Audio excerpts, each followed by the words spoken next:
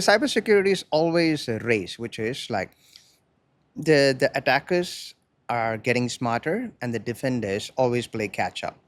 So it's like how we actually reduce this exposure is one of the main key objectives which cybersecurity always focuses on. Hello, everybody, and welcome back to our product series here at Human Managed.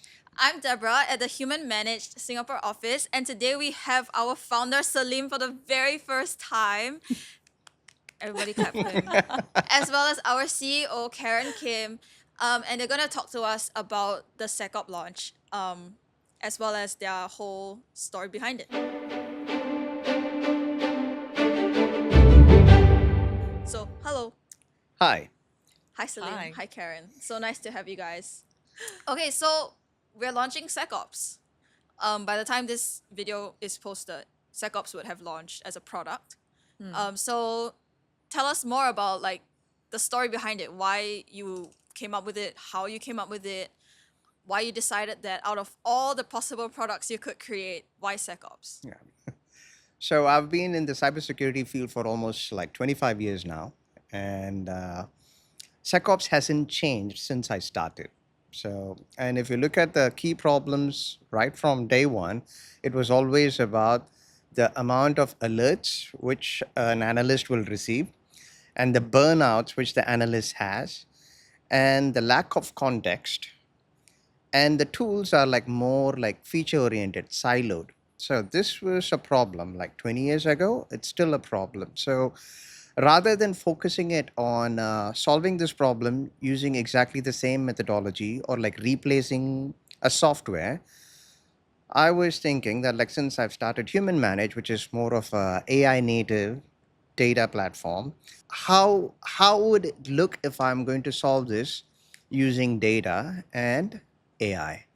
So this was like actually built from scratch with just that focus. So most of the services and products which we are going to roll out is exactly going to follow the same approach. So we will take a problem and then like we will look at it from a fresh perspective about like how we could actually solve this when software and infra is not a problem anymore. So we will just focus it from a data point of view and an AI point of view and see how quickly we could solve this. Do you have anything to add to that? I think that pretty much captures the reason why we started to focus on this problem out of all the problems we have in the enterprise business. Security by nature was born out of the digital transformation, and it was always very data heavy. So it gave us a really interesting opportunity to see it as a fresh data problem rather than like a operational or process problem. It's a really interesting combination of like our shared background, coming from IT industry, serving a lot of enterprises. We have the domain expertise and the domain knowledge, but is there a fresher way of approaching the same problem? So when you say you're approaching it as a data problem, right? From my layman perspective, hasn't cybersecurity always been a data issue? Because cybersecurity is based on data. So like when you say you're approaching it as a data problem rather than an operational problem, like what is the difference between those two perspectives? So we're making data the main player here. Yes, you're right. Cybersecurity has always been about data, but it was more about presenting data to humans, right? Like there's gonna be something that's detected, and then it becomes an alert, and then the human analyst has to receive it and try and make sense of it before taking an action. That's the core of security operations, and we're not changing that. That's still gonna stay the same.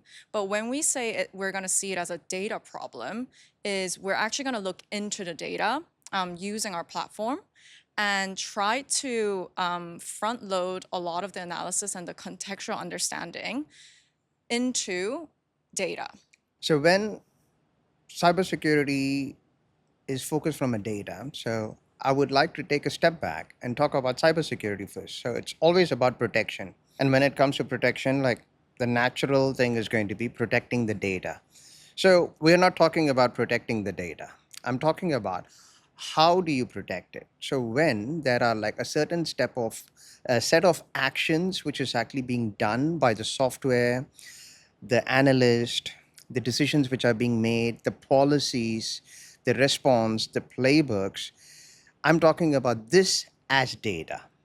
So this as a data, when collected, processed, and like stored in a structured manner and fed to an AI agent which actually does specific tasks, what would it look like? So when we focus on data, the data is about how you protect it rather than what you're protecting. So this is the data we collect, this is the data we structure, and this is the data which we are going to feed to the AI to see how it could actually advise us or like fast track us in terms of containing the exposure and protecting your infra data as well as software. Okay, I see. So instead of having a lot of it done by manual work, you are taking the data with context. The AI is enriched with context, and then using like automated AI to reduce exposure and manage the risks. Yes. This is cybersecurity is always a race, which is like the attackers are getting smarter and the defenders always play catch up. So it's like how we actually reduce this exposure is one of the main key objectives which cybersecurity always focuses on. So with the help of AI, we could actually reduce the exposure much faster. There's always going to be more data coming in. So which means Yeah. it's not going to be humanly possible for like almost an analyst to actually have eyes on the screen and respond to this. So we definitely need help from AI from Yeah. in terms of So like protect. going back to the theme of race between cyber attackers and defenders. So the race is now about speed and consistency. What we're seeing in the market is more and more data is being generated, and the attack surface is getting wider because of massive adoption of technology. So everything is going to be something that you need to protect. Like your protect surface is also getting larger. So the race is about like how much of relevant information can you gather and filter out with speed and with consistency, so that by the time it reaches a human analyst or by the time it reaches a team, they already have all the information up front. So that's the sort of area that we're playing in, right? Like we try to reduce the gap between when something happens, when an event occurs, and when a decision gets made. Is it something that is worth looking into, or is it something that can wait? Yeah. Is it something that needs to be escalated or investigated deeper? So the output of our SecOps solution is like we try to get to that decision-making point faster. So I guess that kind of explains like the rationale behind it and what problem you're trying to solve as well as I guess I mean I'm sure there's more technical detail, right? But a kind of a summary of your methodology, how you are approaching this topic, this problem. So what's in it for companies, for businesses, for people who I mean, I think a lot of businesses already have some sort of cybersecurity thing going on, right, to protect their company data and their assets.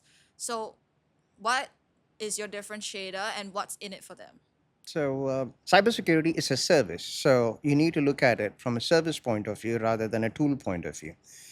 So if I actually look into cybersecurity, the first thing is like understanding the context about what you are protecting, then enriching that context or like the alerts which are actually coming in to get more intel. So this is something which already exists in the market. Software is able to do this in generating a lot of information, but this again is more from a product point of view. But where does a service comes into play? In order for cybersecurity to actually be like delivered as a service, there should be trust which is established. So how do you establish trust is explain the work which you're actually doing. This is exactly where AI can come in and explain in terms of why a certain decision was made, a triage has actually been done this way. So this is basically the explanation. And then once you map this to the context, you are able to resolve the problem quickly. So the explanation and the resolution is something which is not really focused. Cybersecurity is more towards detection, but when it comes to security operations, it's a service which should be more towards resolution. So that's exactly where the focus is. So we provide the end to end as a product. It's not like just the detection and the response has to be done by an analyst. So the accountability should be end to end, right? From detection, understanding, context building, explaining, as well as resolving.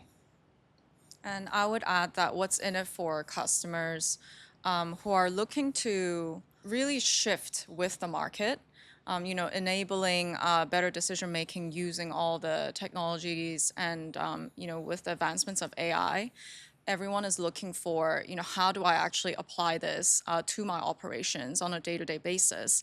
And adding to Saleem's point, I would say the key differentiator for us is that we are building the knowledge for our enterprise customers. So we're kind of like growing with the companies that trust their data with us, right? So we start with building an asset catalog that is always up to date, for example, so that they always know that whatever recommendations gets made or whatever decisions gets taken, it always takes that knowledge into context. So that knowledge doesn't get lost.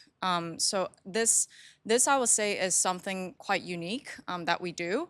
We always focus on the assets and context building so that it becomes more of like a knowledge gathering, a knowledge consolidation exercise, and that could help businesses to expand beyond SecOps. Today, they might want to focus on security defense, but tomorrow they might want to do more of like a risk posture for their entire organization using the same kind of context. So we have built this in a way, we've built our services in a way that is sort of like a modular building blocks, right? And we kind of want to position ourselves as a knowledge partner whereby you can start to add different types of AI applications on top of the data knowledge that you've already built with us.